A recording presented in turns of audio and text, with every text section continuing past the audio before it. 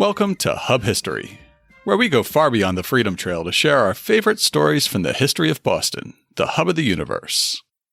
This is episode 198, when the U.S. Army invaded Southie.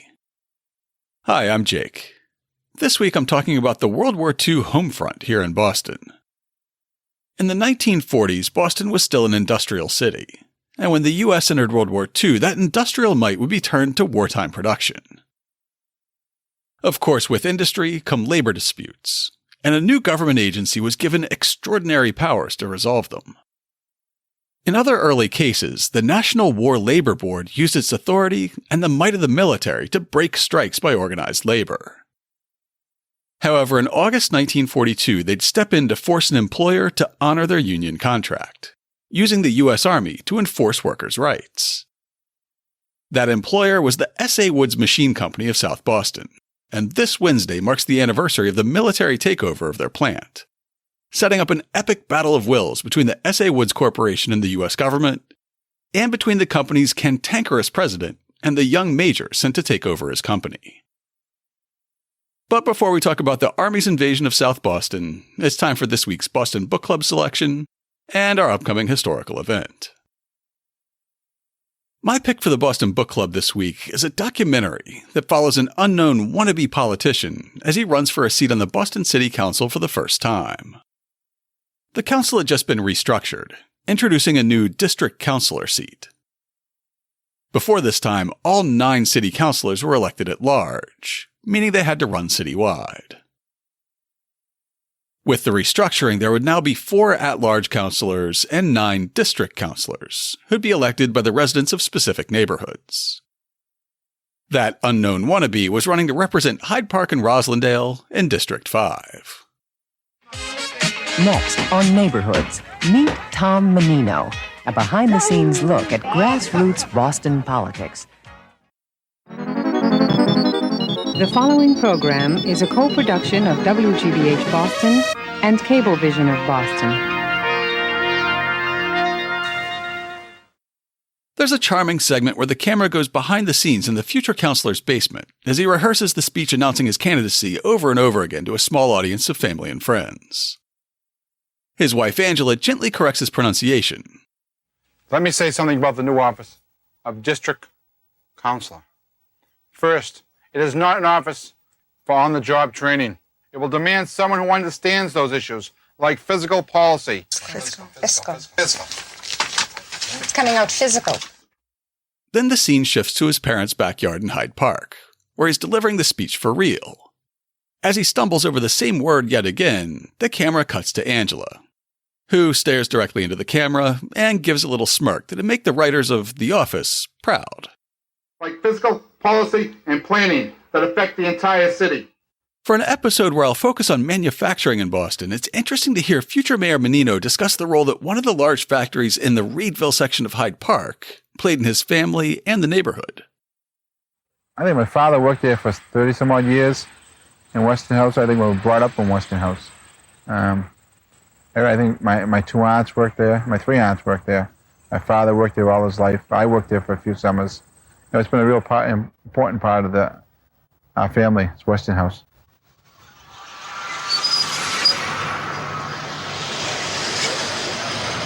In Hyde Park, Westinghouse was the main employer out here. Everybody worked in Westinghouse. That was the place to work. Oh, the heyday they made industrial fans, the large fans that go into tunnels and things like that. And today it's a little different. It's a little different. It's on a decline now, and they have some financial problems. I live in Reedville now, just a few blocks from the Westinghouse plant, which is now condos and a charter school and the headquarters of a telecom company and a critical fluid technology company, whatever that might be. The show closes on election night as the candidate and his staff count the votes coming in from individual precincts.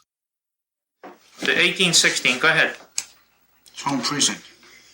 498? He beats us. Go ahead. 393? No, he doesn't. He doesn't. And Broderick, 51? Okay. Doesn't. 18-7? Okay, 18. What else do you have? 20, precinct 1, go ahead. Where's that?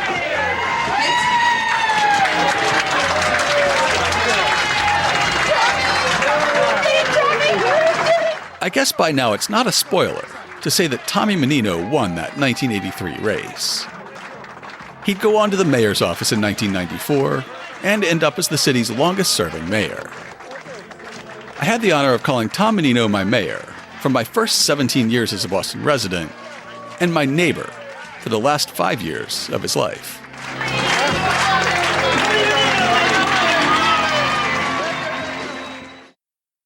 And for the upcoming event this week, I have a panel discussion, conducted virtually, of course, from the USS Constitution Museum.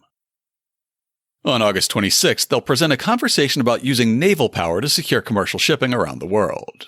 From the time of the Constitution's campaign against the Barbary pirates to rising tensions with China over access to the South China Sea. The panelists will include Professor Robert Allison of Suffolk University, Professor James Holmes of the U.S. Naval War College, and Professor Rockford Weitz of the Fletcher School of Law and Diplomacy. They'll be moderated by the Constitution Museum's public historian, Carl Herzog. Here's how the museum describes the event. Throughout the first half of the 1800s, USS Constitution was deployed to locations around the globe to protect American maritime commerce and interests. Keeping seaways open and safe for American ships passing through far-flung locales was a fundamental goal in the creation of the U.S. Navy and USS Constitution. Today, U.S. Navy ships are still stationed and patrolling waters around the world to protect maritime commerce and freedom of navigation in increasingly volatile regions, such as the South China Sea. In a virtual panel discussion on August 26th, the USS Constitution Museum brings together 3 experts to discuss Constitution's history protecting maritime commerce and how that legacy is reflected in the deployments of U.S. Navy ships to tense sea lanes around the world today. What lessons does Old Ironsides offer us for guidance in understanding overseas naval presence today? How do global issues of maritime security affect commerce coming to and from American shores today? And how does that compare to the 19th century commerce Constitution sought to protect? The event will be free, but advanced registration is required. If you happen to be listening to this episode in the first couple of days since it was released, we also have another bonus event passed along by co-host Emerita Nikki.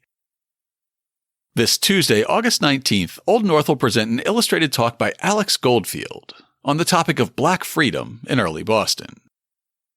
It'll retrace the lives of free and enslaved African Americans in the first decades of our city. Old North's description says, public historian and local author Alex Goldfield will give an illustrated presentation on Boston's African American community in the 1600s. He'll draw on his graduate research in the history of the streets of Boston's North End to speak about the life of Boston's earliest Black residents. The audience will get glimpses of free Black Bostonians, as well as efforts to control them by law throughout Massachusetts. Registration is also required for this event, and donations are encouraged. We'll have all the links you need in this week's show notes at hubhistory.com/198. Before I start the show, I just want to pause and thank the dedicated listeners who support the show on Patreon. Besides the time it takes each week to research and write a new story about Boston history, the biggest costs that go into creating Hub History are our podcast media host, online security, and web hosting, plus some additional costs for transcription and audio processing. Those listeners who go the extra mile and contribute $2, $5, or even $10 a month make it possible for me to keep making this show. Thank you all. If you'd like to be our newest sponsor, just go to patreon.com/hubhistory or visit hubhistory.com and click on the support link. Thanks again to our new and returning sponsors. And now it's time for this week's main topic. At about 5 minutes before 8 p.m. on August 19th, 1942, a convoy of 7 heavy trucks, 2 staff cars, a Jeep, and a Red Cross Field Hospital unit turned off Old Colony Ave onto Damrell Street in South Boston. The column of vehicles stopped in front of a large factory complex at 27 Damrell. Working quickly, a detachment of the 704th Military Police, commanded by Lieutenant Colonel James A. Kennedy, blocked all civilian traffic from Damrell Street and set up a cordon around the perimeter of the S.A. Woods Machine Company. The armed and uniformed soldiers relieved the company's armed guard at the main gate to the factory complex, and Major Ralph Gow read his orders aloud, which were direct from Undersecretary of War Robert Patterson. The evening edition of the next day's Globe reported that soldiers nailed a copy of the executive order authorizing their occupation to the wall of the factory, but there was little overall excitement. Steel-helmeted soldiers, carrying light field packs and armed with rifles and submachine guns, were stationed at every entrance and in every department of the factory this morning. Sentries stationed at every door demanded full identification from all persons entering or leaving the plant. About 25 day-shift workers were denied admittance to the factory this morning because an officer said the numbers on their cards and on their buttons did not correspond. They were later allowed entrance after company officials identified them and corrected identification tag errors. Despite some hiccups at shift change, that first night, factory work on the graveyard shift continued uninterrupted, while management was home in bed. S.A. Woods had been making equipment for woodworking and lumber production for about 90 years before it became part of the arsenal of democracy and began manufacturing munitions. An article in the May 1956 issue of Woodworker magazine explains how the company grew during the early days of American industry.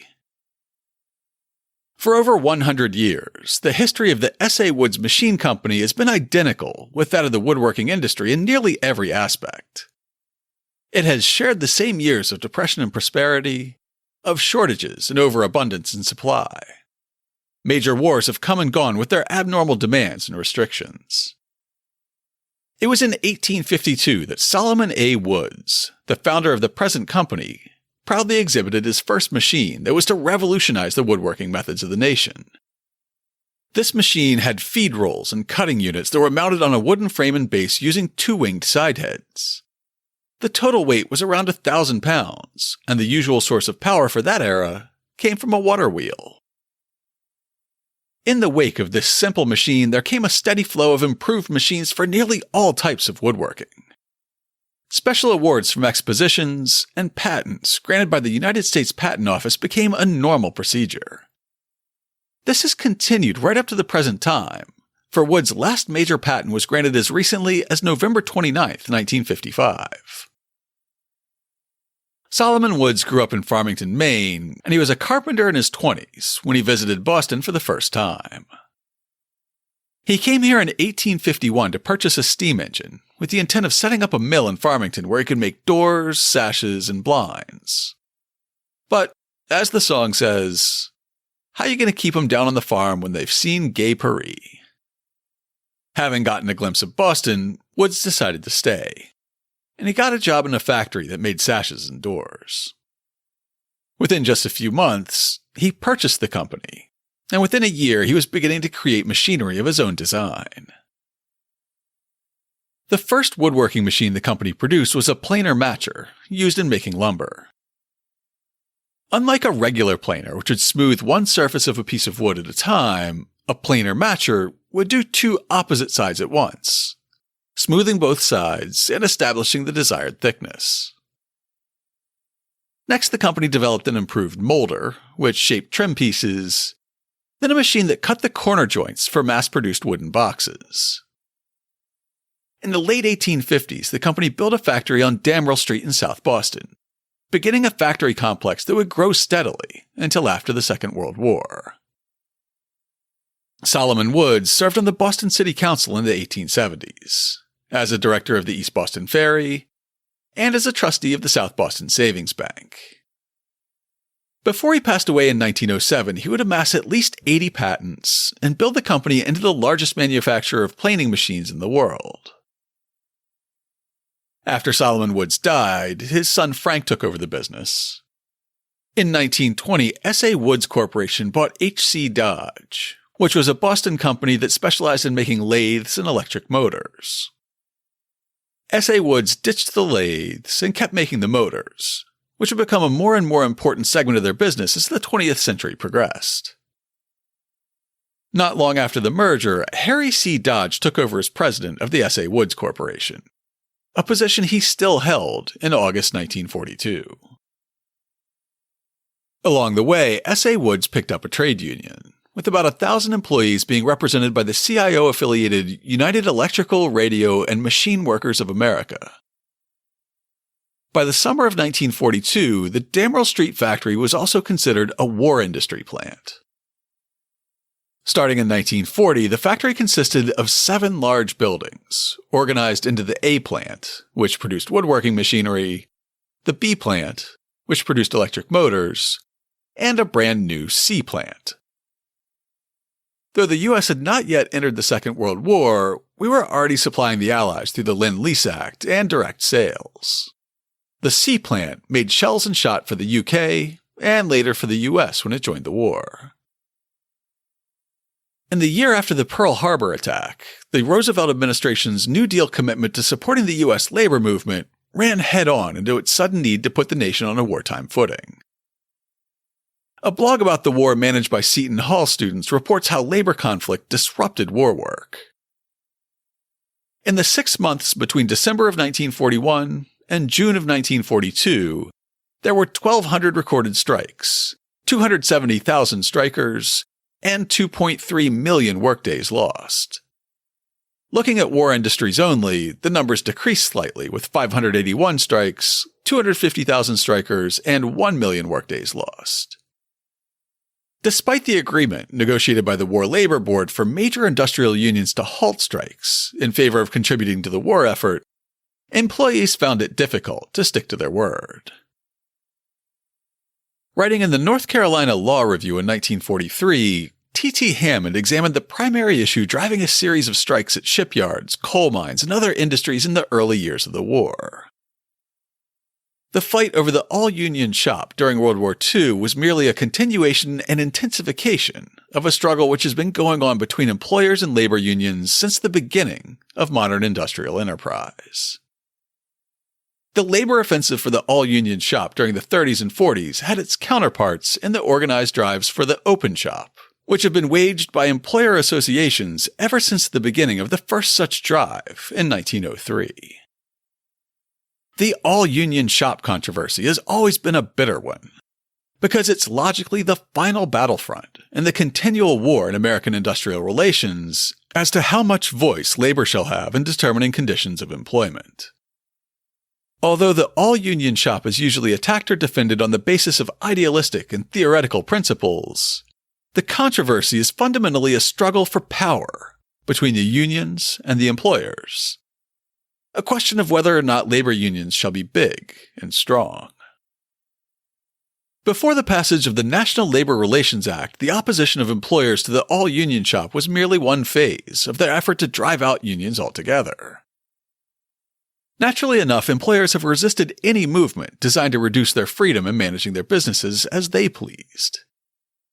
Now that their chief methods of opposition to unions are prohibited by law, employers have pretty generally accepted the fact that they must bargain collectively with the representatives of their employees. Having been forced to recognize and bargain with the unions, many employers are now taking a last-ditch stand against any further strengthening of labor's hand through an extension of the all-union shop.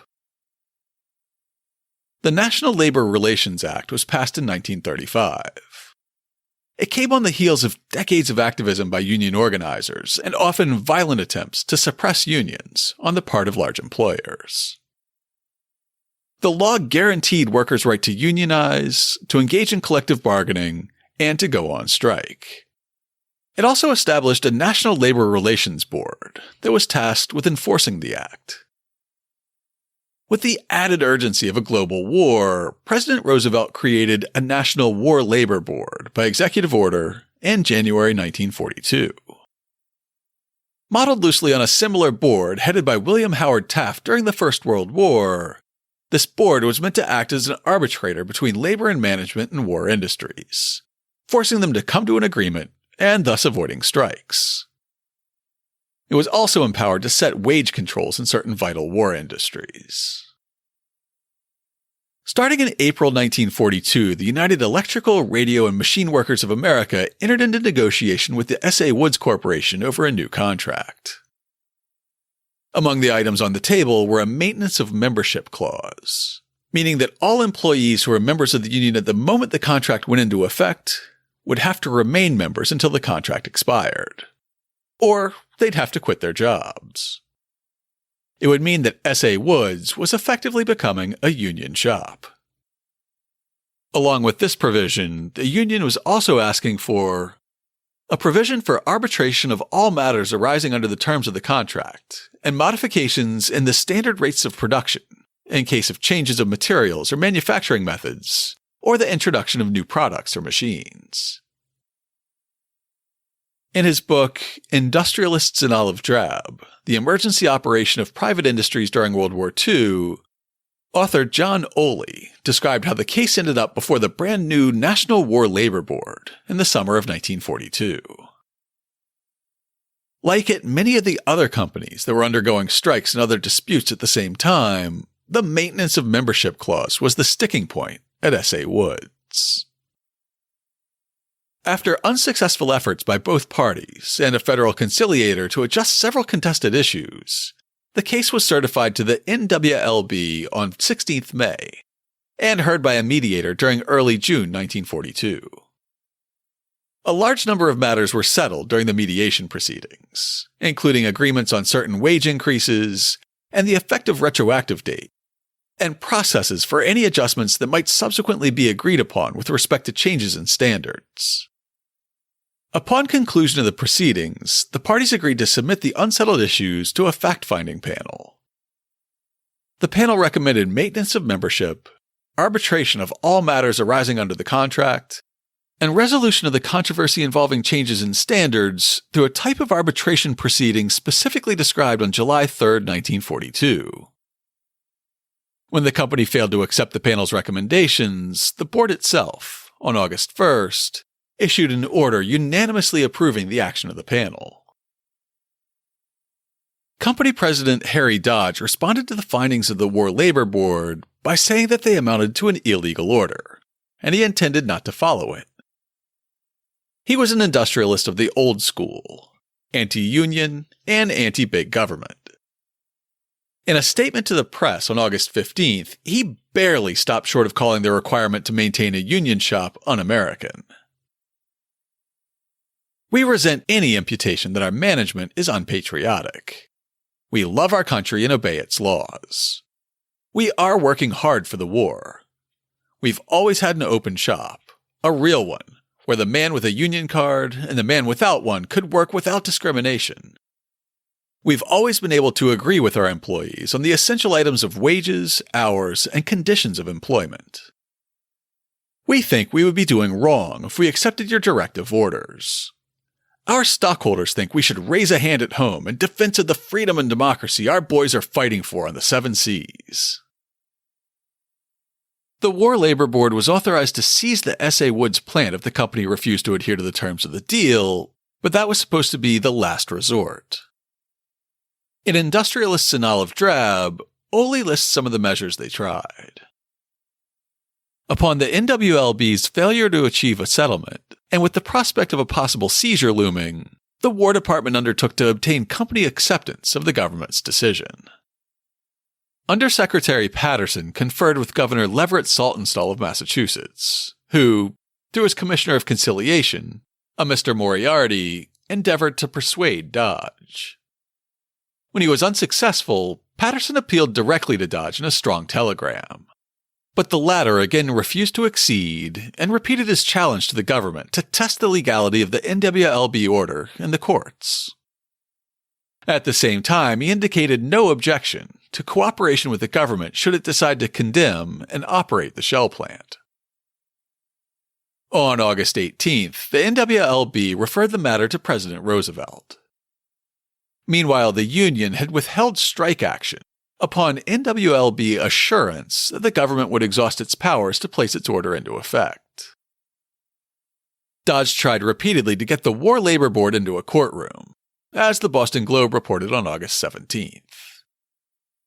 Conceding that there is no procedure by which we can test your powers in court, The company told the WLB that it was therefore respectfully inviting you to bring suit to enforce your orders against us in the federal courts of the Massachusetts District. The company said it would cooperate to get a speedy decision from the Supreme Court. The War Labor Board declined, essentially saying that its actions weren't subject to judicial review. Hammond's article in the North Carolina Law Review recorded the National War Labor Board's response to the company's demand for a court test. The board refused, insisting again that it was authorized to make final determination of union security disputes, and calling on the employer to accept the decision as others had done. To this, the company replied, "We regret that you are disposed to deny us a court trial of your powers. Neither union maintenance nor compulsory arbitration has anything to do with production in our plant. There's no reason why we should be called upon to surrender the rights of American citizens in order to resolve the dilemma which advantages out of the national peril." Undersecretary of War Patterson made one last effort to win over Dodge on August 18th, saying, "The War Department must insist that you immediately comply with the directive order of the War Labor Board. I am sure that you do not want to place yourself in a position of obstructing the prosecution of the war." In the Globe, Woods retorted, "To charge us even by implication with obstructing the prosecution of this war is entirely unwarranted. We have worked in closest harmony with the Ordnance Department in this and previous wars. If the government wishes to support organized labor in its threats of obstruction, we cannot help it." Union representatives, who'd been denigrated in the press for generations as un-American Bolsheviks bent on destroying the American way of life, took this moment to get some rhetorical revenge. The same story in the August 18, 1942 edition of the Boston Globe that carried Harry Wood's angry statement had these comments from the Union. The business agent for Local 272 said, "There has been no threat of a strike by the workers employed in 3 shifts at the wood plant. This union has accepted the decision of the War Labor Board and will abide by it until the government takes the action necessary. The workers in the plant are patriotic enough to continue their work, in spite of the company's defiant attitude." A spokesman for the United Electrical, Radio, and Machine Workers National said, "Our union has received many direct orders from the War Labor Board that we did not like, but we complied nevertheless. Our patriotic duty allowed us no choice. We expect manufacturers to follow the same policy. It ill behooves any group to refuse to obey its commander-in-chief or any of his authorized representatives." Finally, on August 19th, the president's patience ran out. Franklin Delano Roosevelt signed Executive Order 9225. The Secretary of War is authorized and directed immediately to take possession of and operate the plant of the S.A. Woods Machine Company, located at South Boston, Massachusetts, through and with the aid of such person or persons or instrumentality as he may designate, and insofar as may be necessary or desirable to produce the war materials called for by the company's contracts with the United States, its departments and agencies, or as may be otherwise required for the war effort, and do all things necessary or incidental to that end. The Secretary of War shall employ such employees, including a competent civilian advisor on industrial relations, as are necessary to carry out the provisions of this order, and the purposes of the Directive Order of the War Labor Board of August 1st, 1942, in the matter of S.A. Woods Machine Company et al., and in furtherance of the purpose of this order, the Secretary of War may exercise any existing contractual or other rights of said company, or take such steps as may be necessary or desirable. There was a pregnant pause following the President's action at 10:40 a.m., while the company and labor representatives waited for the Army Major, who'd be taking over management of the plant, to arrive from Washington, D.C. That evening's edition of the Boston Globe said that officials didn't know when to expect him, and that local officers of the Ordnance Department have requested the 1st Service Command to place a detachment of troops on alert for immediate occupation of the South Boston factory although they pointed out no immediate necessity for armed occupation of the Woods Company premises is foreseen. Nevertheless, at 8 p.m. that same evening, Major Ralph Gow and 200 military police took over the Damrell Street plant. Major Gow was assisted by an officer corps of managers and Army lawyers, as well as that security detail under Lieutenant Colonel Kennedy. Gow, a Worcester native and a graduate of MIT who'd been an amateur boxer in college and a production manager at Norton Company before joining the Army Corps of Engineers, seemed to be uniquely prepared for the duty awaiting him in Boston. As production continued more or less uninterrupted, the first thing the Army did after taking over was to initiate an audit of the company's books. The August 20th edition of the Boston Globe describes the surreal atmosphere in the company's executive office as this process unfolded. The office quarters of the South Boston firm were heavily guarded, and the troops, equipped for field service, presented an incongruous picture against a background of office machines, shirt-sleeved executives, and pretty stenographers. Army officers and plant executives pored over books and papers elbow to elbow, while furniture movers and electricians created minor confusion as they hurriedly set up emergency quarters for the Army experts who will remain in control of the plant until the dispute that brought them there is settled. When Major Gow met Company President Harry Dodge, it was as if immutable force met immovable object. Immediately, the two pugilistic managers butted heads, at first over the question of whether the Army was taking control of the entire Woods factory or just the unit that made munitions. Ollie's Industrialists in Olive Drab says, when Major Gow advised Dodge of the projected seizure, the latter agreed to cooperate fully with the government, if seizure was limited to the shell plant. He also stated, however, that he would use every means at his disposal to oppose the seizure if the A and B plants were affected. Gow, unfamiliar at the time with the interrelationship of the two properties, was noncommittal, and on the basis of instructions received by telephone from Washington, limited the initial seizure to the shell plant and corporate records. On the morning of August 20th, Dodge's concerns were presented to the War Department, who announced that they were taking over the A and B plants immediately, perhaps because they were tired of his constant bellyaching while they were trying to stamp out fascism. Dodge issued a public response that was carried in the next day's Globe. After taking possession of our war production plant last night, the government this morning revealed the punitive and oppressive character of its proceedings by also taking over our other plant. This plant is entirely segregated, makes no implements of war, is a separate unit for collective bargaining, and was not involved in any way with the War Labor Board case. There is no reasonable pretext for interference by the government with this part of our business, and the seizure is unwarranted and purely coercive. Nevertheless, despite this action, we reaffirm our earlier pledges to cooperate in maintaining production of vital war materials in any way that we may be permitted to do.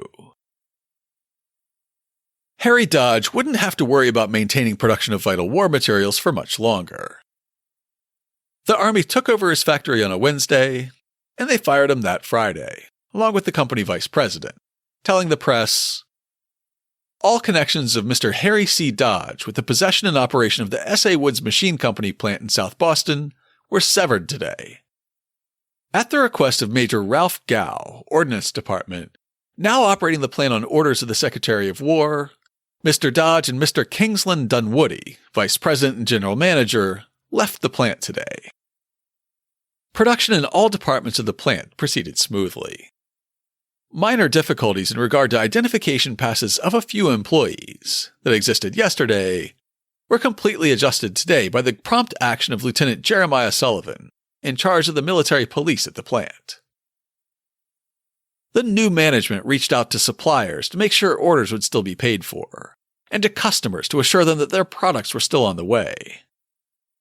The employees started getting paychecks from the U.S. government instead of the S.A. Woods Company. John Oley writes, during the next few days, various operating matters were discussed with company representatives. These included the company's right to gain access to its records, management's decision to terminate its employee group insurance program, arrangements for mail sorting, the status of the company's nationwide sales organization, branch offices, War Department contracts, and resolution of the company's potentially embarrassing financial situation that would result if the government failed to pay for seized inventories. The character and tone of these conferences gave government representatives the impression that the company intended to refuse cooperation and to engage in a long and bitter fight over the seizure, thus laying the basis for a later damage suit against the government. The company attitude prompted Major Gao to take further steps toward complete War Department operation, such as negotiating with insurance companies for the maintenance of the workmen's compensation, health, and accident insurance, the revision of all invoices, bills, and other company papers to carry Gao's name as the War Department representative, and the initiation of a search for someone who could manage and direct plant production. Now that the U.S. government was fully in charge of the S.A. Woods factory, it also fully owned the labor problems that drove the War Labor Board to get involved with the company in the first place. In order to keep production going and avoid any hint of a strike, Gao and his fellow officers made a show of negotiating with the union. But there were many unresolved legal questions around the ability of the government to enter into a union contract. A story on the inside pages of the August 24th Globe reported these negotiations as a history-making first. But Gao and the army were already quietly looking around for an alternative to operating the factory themselves. There are several pages in Industrialists in Olive Drab devoted to the details of this quiet search, which culminate in this passage. After considerable investigation by the Office of the Chief of Ordnance, the Murray Company, a small corporation engaged in the manufacture of cotton processing machinery, was selected to run the Woods properties provided its labor policies were above reproach. This fact was verified by the Labor Relations Branch Civilian Personnel Division and confirmed by the International Union. Accordingly, the War Department forwarded a proposed contract to the Murray Company in mid-October, stating that the War Department was condemning the South Boston properties of S.A. Woods and would make shot and shell contracts with the Murray Company similar to the existing ones with Woods. The government would turn over its interest in the condemned properties and goods to the Murray Company, while real estate, machinery, and other durable goods would be rented at a certain percentage of the appraised value. Inventory on hand would be transferred at cost, except that consisting of woodworking machinery and repair parts, which would be paid for by Murray only if used. The Murray Company agreed to enter into a contract with the United Electrical, Radio, and Machine Workers, Local 272. The contract contained all the provisions that Dodge had originally agreed to, plus the additions stipulated by the War Labor Board, including the maintenance of membership clause that would create a union shop. Any future changes would have to be agreed to by both sides. With that, the role of the U.S. Army in operating the S.A. Woods Company ended as suddenly as it had begun. The October 13th Boston Evening Globe reported, Major Ralph Gao announced today in a statement from the S.A. Woods Machine Company plant on Damrell Street, South Boston, that the troops guarding the plant would be withdrawn by tomorrow, and the management of the South Boston plant owned by the Woods Company would be operated by the Murray Company of Dallas, Texas.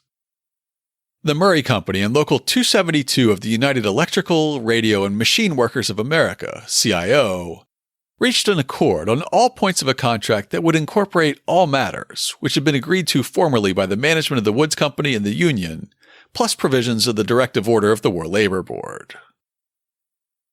Ironically, as the war dragged on, the woodworking tools produced by the A and B units turned out to be far more important to the war effort than shell manufacturing, as reported in Industrialists in Olive Drab. The Ordnance Department, annoyed by problems with the Woods facility and in a position to fill its entire shell and shot requirements from other sources at lower costs, repeatedly proposed termination or non-renewal of the supply contracts. The War Production Board, however, was insistent that the woodworking machinery business be continued because of a serious national shortage in this area. Moreover, a large part of the lumber industry used Woods machines and frequently needed spare parts obtainable only in South Boston. The wishes of both could not be fulfilled, because Murray was under no obligation to operate the woodworking property if it were not supplied with shell contracts. Furthermore, the whole purpose of the takeover was the settlement of a labor dispute at the shell plant that did not extend to the A and B plants. If the Shell plant were closed, and if Murray refused to operate the commercial plant, the only practicable alternative was a return of the properties to S.A. Woods. This would leave the executive order unfulfilled and probably cause a strike, halting all production. The delicate deal between the government, the Murray Company, the union, and the behind-the-scenes influence of the Woods Corporation was always on the brink of collapse, so American success in prosecuting the war was fortuitous. Victory in Europe would pave the way to restoring the S.A. Woods Corporation, and victory over Japan would cement the deal. Industrialists in Olive Drab continues, with VE Day, the Ordnance Department no longer needed to conduct business with Murray. Since the sole purpose of the seizure was the settlement of a labor dispute in the Shell plant, and since that plant was no longer needed, the War Department, the NWLB, and the Office of Economic Stabilization concluded that continued government possession was unnecessary. The fact that restoration to private ownership might result in labor difficulties in the A and B plants was not sufficient to justify continued government control. This decision came at a propitious moment, since the government's leasehold interest in the Woods properties expired on June 30th, and further condemnation proceedings or another agreement with Dodge would have been necessary. On June 20th, notice was given to the Murray Company terminating the supply contracts effective June 30th. The company was given 2 months to remove equipment and restore the plant to its former condition. It proved possible to make amicable arrangements with S.A. Woods for a continuance of government possession during this period without any necessity for further condemnation proceedings. Before the 2 months had expired, VJ Day occurred, and an order of President Harry S. Truman relieved the War Department of any responsibilities it still had under the original executive order. Harry Dodge couldn't let the issue drop, so he pursued a suit against the government in federal district court to recover costs. The company was eventually awarded $889,743.73. Dodge continued to run S.A. Woods until he died in his Back Bay home on November 18, 1957. His obituary put the best possible spin on his wartime service, saying, "During the war, the plant operated by Dodge produced shells. Mr. Dodge also served as a member of the advisory board of the Boston Ordnance District." The S.A. Woods Company was acquired by United Industrial Syndicate, Inc. in 1958, which would eventually scoop up Necco and other struggling local manufacturers. Many mergers and bankruptcies later, a smokestack that may have been the last remnant of the factory complex once guarded by hundreds of MPs was torn down in 2017. The Boston Planning and Development Agency has approved a 656-unit residential development called Washington Village in its place. As far as I can tell, construction's currently stalled, but I don't make it to Southie very often during the pandemic. To learn more about the U.S. Army's 1942 takeover of the S.A. Woods factory, check out this week's show notes at hubhistory.com/198. I'll have links to several articles from the Boston Globe's coverage of the conflict. I'll also link to the book Industrialists in Olive Drab, T.T. Hammond's 1943 article about closed shops, and the text of Executive Order 9225 that authorized the Army takeover of the factory. I'll also include some pictures of MPs guarding the factory and a copy of a help-wanted ad taken out by the Murray Company looking for workers at the S.A. Woods factory. And of course, I'll have links to information about our upcoming event and Meet Tom Menino, this week's Boston Book Club pick. If you'd like to get in touch with us, you can email us at podcast@hubhistory.com. We're Hub History on Twitter, Facebook, and Instagram. Or you can go to hubhistory.com and click on the Contact Us link. While you're on the site, hit the subscribe link and be sure that you never miss an episode. If you subscribe on Apple Podcasts, please consider writing us a brief review. If you do, drop us a line, and we'll send you a Hub History sticker as a token of appreciation. That's all for now. Stay safe out there, listeners.